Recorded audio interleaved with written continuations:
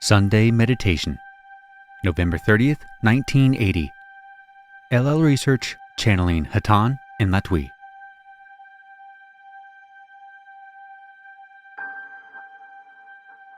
Unknown channeling. I am Hatonn, and I greet you, my friends, in the love and the light of the infinite Creator. It gives us great pleasure to welcome the ones known as C and D to the group once again, for we have not had the pleasure of meditating with you for some time in this group, although, of course, we are always with you. We may make it known at this time that we appreciate those who meditate at this time in other places to join this group in its meditations and are with them also. It is said, my friends, that the one known as Jesus was incarnate by a virgin, and was made man and dwelt among men, and by them was crucified. This, my friends, is a much misunderstood story, a much misunderstood example, and a vastly underrated life. Around it has been built a great organization, all too lacking in the one thing that the entity known as Jesus to you desired, and that is, my friends, the experience of being one with the Creator. The one whom we call Amira, and whom you call Jesus, did not desire to eliminate from his disciples' lives cares and concerns about the state of their spiritual well-being. Indeed, he constantly urged his disciples to become more close to perfection. And it is written in your holy works that he said, "Be perfect as your Father is perfect." And again, "It is not that I do these things, but my Father." My friends, as you go through your daily lives, so much of your attention is consumed with the needs of your physical vehicles, the security, your comfort, the enjoyment of your personality. But let us look at what is known as the virgin birth, that event which is celebrated every year by your peoples, and that event which almost no one believes, and even fewer understand. You yourself, my friends, are at some stage of holy conception by the inspirited self, that self who you really are. This self was not conceived by man, but came to this plane of existence and to the human race, asleep in a body, the physical vehicle. The physical conception was, of course, not immaculate, but the spiritual conception, which each of you who seek are attempting to further, is totally immaculate and takes place within what we may call your heart of hearts, within your deepest inner self. And like an infant, the spiritual self must be nurtured, loved, and nourished through meditation and through as much right action as you can possibly interject into your daily lives. We realize that this seems to be an inhumanly difficult thing many times. But once an understanding of the love of the infinite Creator has been realized, that which is difficult will become obvious. That which is crooked will be made straight. At this time, I would transfer this contact to the one known as L. L. Channeling. I am Hatonn, and I greet you with the love and the light of our Creator. This evening is a special time for all who work for the cause of enlightenment. Inaudible. We of Hatonn are able to see progress that has been made by meditating, but unfortunately, we must tell you that it is only slight. The special occasion we spoke of is an event of communication, for we are now able to speak and be heard by several others simultaneously. This is due both to the synchronization of the meditations of the various groups and also to the level of competence or achievement that these groups have attained. For the first time, the scattered energies of the small, varying groups scattered across the face of your geographic area are united, thus making our contact with you and them, and your contact with them, much stronger. We of Hatonn described your progress with your brothers as woefully short, and that of the many calling, who have been chosen by themselves to carry a level of learning and understanding forward among your brothers. Although we cannot urge you to contact your brothers and publicize our communications, for our connections with your race must be through the warmth of an almost magnetic current of drawing seekers to light. We urge you to pursue physically a type of life that exemplifies true correct living, that your light may be a beacon to those who seek. As we of Hatonn share our knowledge, our love, and our strength with you, so also must you share with your brothers. It is only in this manner that you appear. You cannot take your plan to the universe, just as on this night the various groups that we mentioned have attuned themselves to one another. We of Hatonn share our love with you at this moment, and we ask the blessings of good nature upon you and upon your planet on this night, and may you all rest in peace. I am Hatonn. Unknown channeling. I am again with this instrument. I am Hatonn, and again I greet you in love and light. Take heed, my friends, for you have within you the most precious thing in the creation. Take heed to your spirits. Nourish them and hearken to the faint music of the angelic choirs as they resound throughout the heavens of the creation.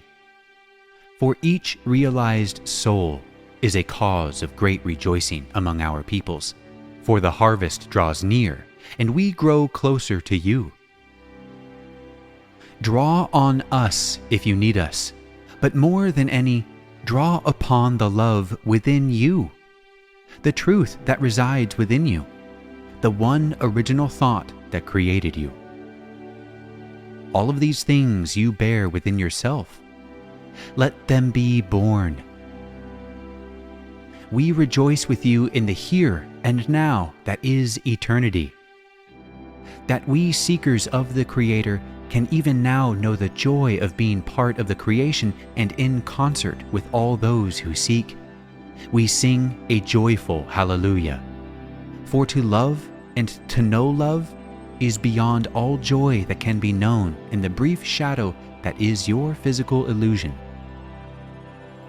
We leave you in the sunlight, my friends. The shadow of your physical vehicles is not a lasting one. Never let its limitation distract you from the perfect beauty of that which is born within you, the seed of creation, love. I leave you in that love and in that light. I am known to you as Hatonn. Adonai, my friends.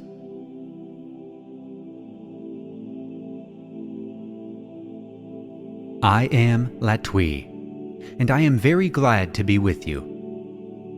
My brother Lytos is also here, and she asks me to ask you to request her presence if you wish to have some conditioning at this time. I will pause while she works with each of you who requests it. I am Latwii.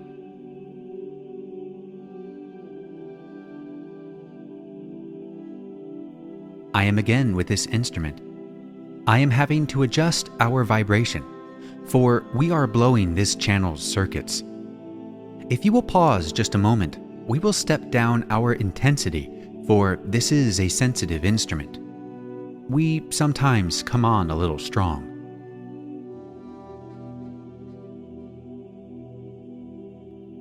There, my friends, we think that will be a little easier on the instrument. We are here at the invitation of Hatonn to offer ourselves at your service in order that we may share with you any information that we may have. If you have a question at this time. Does anyone have a question at this time? Questioner: Oh yes. A friend wants information on the issue of astral travel and out-of-body experiences. What can I tell him? Latwii: My brother, I am Latwii. I am aware of your question. Your friend knows more than is known to you at this time. However, we would say to you at this time, you may say that the higher self, with a number of more highly vibrational bodies at the moment of incarnation, which is not necessarily the moment of conception, becomes attached to the physical vehicle of an infant by means of what those of the so-called occult world call the silver cord. This silver cord is retained. It shapes the physical vehicle, and those illnesses and other limitations which you experience during your physical existence occur due to the fact that the higher selves functioning through the silver cord are not able to allow that energy to flow unimpeded into the physical shell which it has created. These blockages cause these problems. Those who are able by nature to travel astrally are those whose attachments to the physical vehicles are not taken as totally integrated, either consciously or unconsciously. There are some souls who seem to know and consciously be able to leave the body and travel in the higher bodies. There are others who are unconscious of this ability, but who have it happen spontaneously due to a misalignment of the physical body with the higher bodies, or because of some trauma which occurs, whether it be joyful or sorrowful. It is not particularly helpful to experience astral travel unless it is needed by the individual in order to prove to himself the subjective truth of the fact that consciousness does not reside in the physical vehicle. In that context, astral travel is very valuable. In and of itself, however, it is not inclined to be a valuable experience unless the entity is very highly trained in what this instrument would call magic. If trained in the Western traditions of magic, it is possible to reach through the astral body guides who may then instruct you while you are completely conscious. This is seen by those who work in these realms to be of great benefit. In the Eastern tradition, there is much the same consideration of the benefits of astral travel, although it is taken much more for granted in that tradition, which is, of course, much older and therefore less structured and more complex.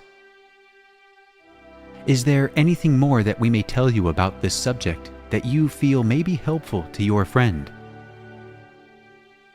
Questioner: I don't know. He's talked to me about it before because I listened and had some knowledge that would be some encouragement. Should he be encouraged? Is he ready to be? Should he be encouraged at this point? Latwii: My brother, I am Latwii. You should neither encourage nor discourage a person who is in pursuit of a phenomenon. Encourage only that the Creator may be known. The entity himself may choose the route by which he finds the Creator. For this entity, it might be the experience of astral travel.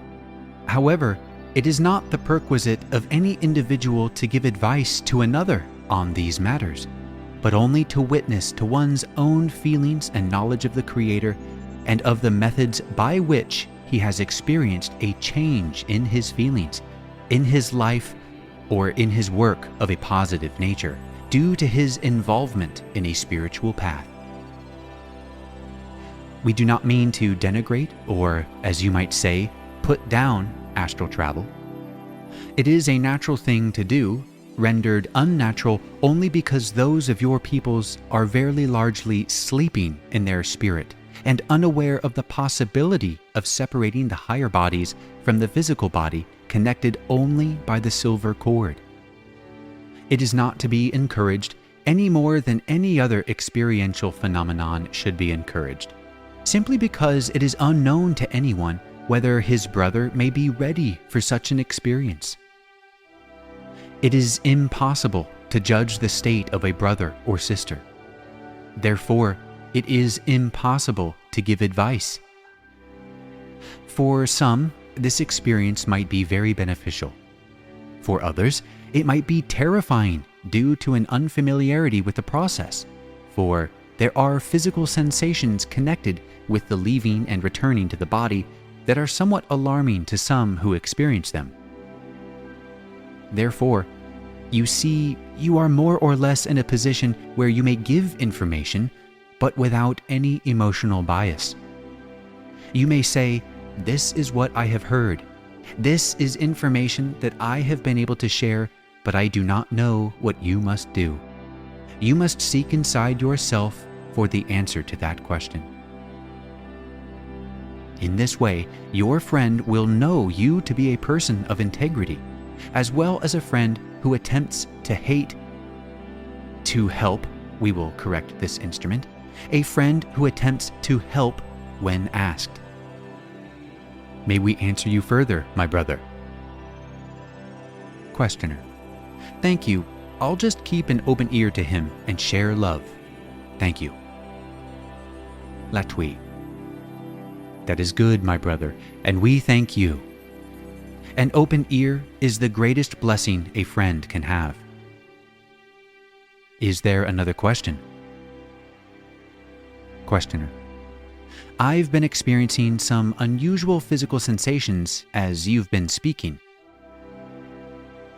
Latwii: There is an extremely good contact this evening, my brother, and this instrument we have had to be very careful with, for she is experiencing physical sensations herself, having to do with enormous amounts of heat.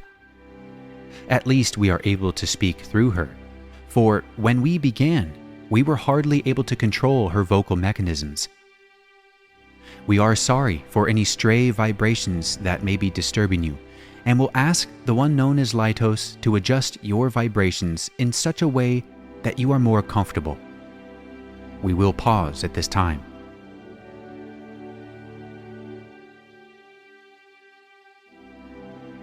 I am Latwii. I am again with this instrument. Are you feeling more comfortable, my brother? Questioner: I was just thinking, now I know how a radio feels when it's turned down. Latwii: We are very glad that we have been able to adjust your dials. Is there another question at this time? Questioner: Hatonn earlier spoke of an understanding and the love of the infinite creator. The statements reminds me of a kibbutz. I felt as though I were a finite being trying to understand the infinite. Can you expand upon this statement? Latwii: Yes, my brother. Your concept of yourself as a finite being is essentially incorrect. You are an infinite being, able to experience an infinite creator. In fact, you are the infinite creator, as is each person into whose eyes you may gaze at any moment in your existence. The finity or limited nature of your vehicle confuses almost all of your peoples, and it is because of this very concept in your mind that our brother of Hatonn spoke upon this subject earlier. It was intended to share with you our thinking upon this subject. We of the Confederation see each entity, each man and woman of your planet, as infinite. It is written in your holy works, "Before the world was, I am." There is no past. There is no future. There is an infinite present, and I am. You and we of Latwii and this instrument, those in the room, and each of those upon your planet are part of the great I am. You are awareness. You are consciousness. You are. The being is infinite and preceded the making of this incredibly vast galaxy, solar system, and Earth. How many eons have you been infinite? And yet there is no duration, for in reality, you are. And to understand your being is to understand love, for it was the love of the Creator that generated awareness. I am. That is you, and that is infinite. You are not a finite being, and your brain, with all of its limitations, its overloads and confusions, is merely a tool that you have sometimes used poorly. Never let it tell you what to do.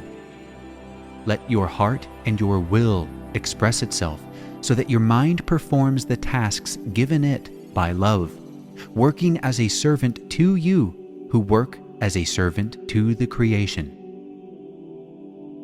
May we answer you further, my brother. Questioner.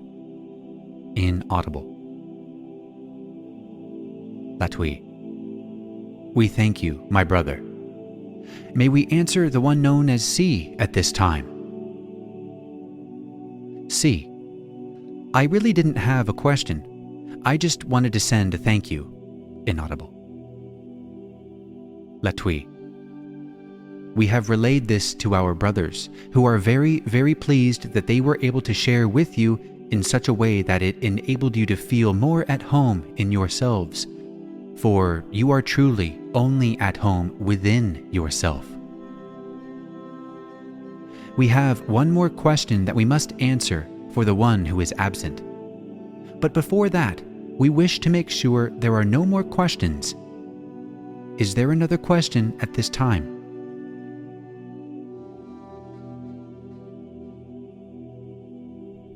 Very well then. We do not like to deal with this type of information because it is so boring, but we have been asked to deal with the earthquake situation. The one known as Dawn wishes to know about earthquakes. Unfortunately, he is not here, but if he were, we would say to him that he already knows about earthquakes and has been talking about earthquakes for the last 2 decades of your time, as you count time. He may have noticed that there have been earthquakes. There are the earthquakes which he has been talking about. He is probably wondering whether there really are going to be more earthquakes. Has he not talked about more earthquakes? Yes, my brother, there will be more earthquakes.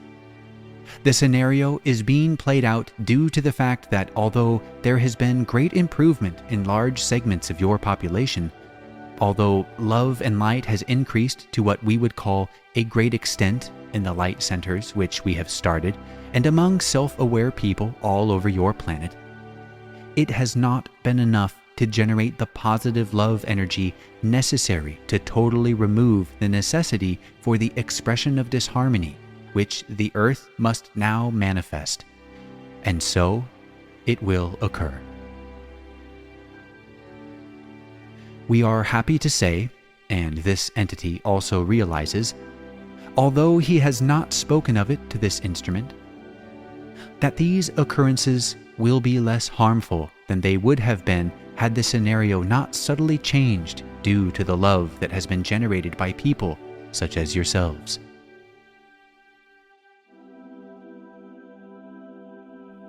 Well, it appears that the transcript ends here, but there's an editor's note at the end of this transcript. It reads, in the original printed transcript of November 30th, 1980, that was converted to a text file, a total of 3 more pages were attached. However, these same pages appear at the end of the December 7th, 1980 transcript, and are in context with that transcript to previous questioning about prayer. It is surmised that the last 3 pages of the November 30th transcript do not belong to that session, and that some final pages are missing from it. Now, with that said, our transcript ends here. Go forth then, rejoicing in the power and the peace of the one infinite Creator.